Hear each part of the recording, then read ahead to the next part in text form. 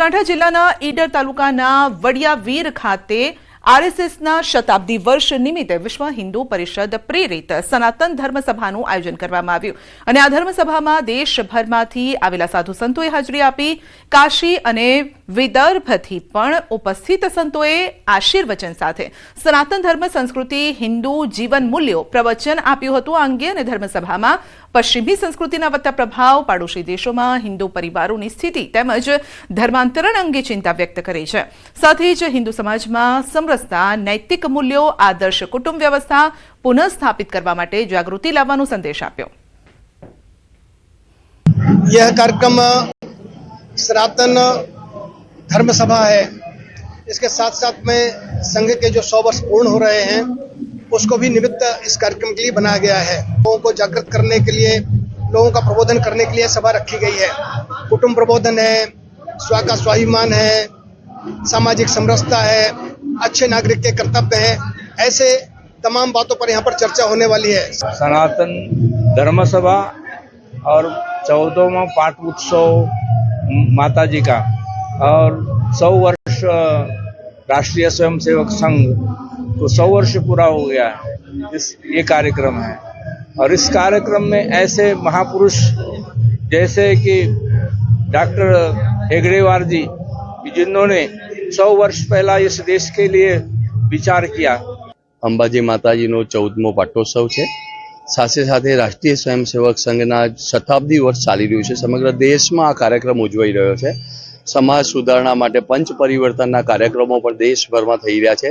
ए बधा ज संतो आज अहींया उपस्थित रहेवाना छे अने आ संतो हिंदू समाजना चुनौतीओ छे, समस्याओ छे एनी चिंतन करशे अने आ पाटोत्सवनो पण अहींया उजवणी थशे. पर्यावरण संरक्षण क्षेत्रे गुजरातनी વધુ એક સિદ્ધિ, કચ્છના ગૌરવમાં વધારો. બંનેનું રતન છારી ઢંઢ હવે સત્તાવાર રીતે રામસર સાઇટ જાહેર કરાયું છે. ગુજરાતનું 5મું અને કચ્છનું પ્રથમ આંતરરાષ્ટ્રીય મહત્વ ધરાવતું વેટલેન્ડ બન્યું છારી ઢંઢ. છારી ઢંઢ પક્ષી અભયારણ્યને રામસર સાઇટનો દરજ્જો મળવાથી પર્યાવરણ સંરક્ષણ જેવા વૈવિધ્ય અને સ્થાનિક વિકાસ, પ્રવાસન, વૈશ્વિક ઓળખ આ તમામ ક્ષેત્રોમાં સકારાત્મક પરિવર્તન આવશે. રાજકોટ જિલ્લામાં ભારતીય જનતા પાર્ટીના સંગઠન માળખાની જાહેરાત બાદ પ્રમુખ પદને લઈને ચાલી રહેલી અફવાઓ પર વિરામ મુકાયો છે. 27 જાન્યુઆરીએ જિલ્લા ભાજપનું સંગઠન માળખું જાહેર થયા બાદ પ્રમુખ બદલાઈ રહ્યા છે તેવી ચર્ચા રાજકીય વર્તુળોમાં ઉઠી હતી. પરંતુ 31 જાન્યુઆરીએ યોજાયેલા કાર્યક્રમમાં હાલના જિલ્લા પ્રમુખ અલ્પેશ ઢોલરિયાને યથાવત રાખવામાં આવ્યા. કાર્યક્રમ દરમિયાન અલ્પેશ ઢોલરિયાને સાફો પહેરાવી સન્માનિત કરવામાં આવ્યા અને કટાર અર્પણ કરવામાં આવી. સાથે જ નવા નિયુક્ત હોદ્દેદારોએ ઢોલ નગાડા સાથે પદ ગ્રહણ કર્યું. જિલ્લા કક્ષાએ 8 પ્રમુખ, 8 ઉપપ્રમુખ, 3 મહામંત્રી તેમજ 8 મંત્રીની જાહેરાત કરવામાં આવી. અલ્પેશ ઢોલરિયાએ આગામી ચૂંટણીમાં તમામ હોદ્દેદારોને સાથે રાખી ચૂંટણી લડવાનું આહવાન કર્યું છે.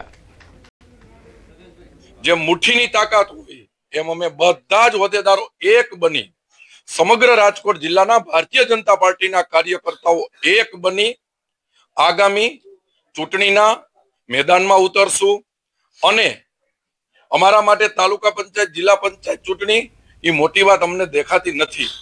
કડાકો ચાંદીના ભાવમાં એક જ દિવસમાં 1 લાખનો ઘટાડો થયો છે.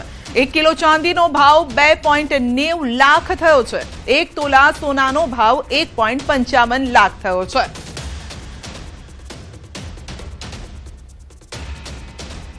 આજનો સૌથી મોટો કડાકો સોના અને ચાંદીનો છેલ્લા 40 વર્ષનો આજે આવેલો છે. કન્ટિન્યુઅસ ભાવ વધતા વચ્ચેની બજારોમાં આ કરેક્શન આવવાનું જ છે અને દરેક જ્વેલર્સ દ્વારા કહેવામાં આવેલું હતું કે આ કરેક્શન આવશે અને આજે આ જ કરેક્શન આપણને દેખાઈ રહેલું છે. સોના અને ચાંદીના ભાવમાં જોઈએ તો સોનું અત્યારે 1,57,000 રૂપિયા, જે 2 લાખની નજીક પહોંચેલું હતું, આજે પાછું 1,57,000, 1,60,000ની નજીક પહોંચેલું છે. અને ચાંદી જે છે એ 4 લાખને પાર કરી ગયેલી હતી, એ અત્યારે 2,97,000 રૂપિયા સુધી પહોંચેલી છે. સોના અને ચાંદીમાં ગણવા જાય તો લગભગ 33% જેવો, 30% જેવો ચાંદીમાં ઘટાડો કહી શકાય, જે ખરેખર માર્કેટ માટે સારું નહીં કહી શકાય કે આ રીતનું માર્કેટ વધે અને પછી માર્કેટમાં આટલું જોરદાર ઘટાડો આવે તો એ બરાબર નહીં કહી શકાય. ચરોતર પ્રદેશમાં સોના ચાંદીના આસમાની ભાવની અસર સામાજિક વ્યવહારોની પરંપરા પર જોવા મળી રહી છે. દીકરીના લગ્ન, મોસાળું કે નવી વહુના આગમન પ્રસંગે અપાતા દાગીના હવે મધ્યમ વર્ગ માટે આર્થિક બોજ બની ગયા છે.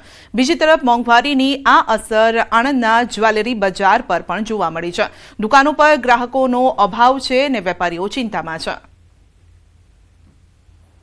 અને અત્યારે બધી અમારે ચરોતરમાં આણંદ જિલ્લામાં બધી નાતોની અંદર સોના ચાંદીના દીકરીઓને આપવા માટેના ભાવ એટલા બધા વધી ગયા છે તે શું આપી શકીએ, એટલે અમારી લાગણીઓ દુભાઈ છે.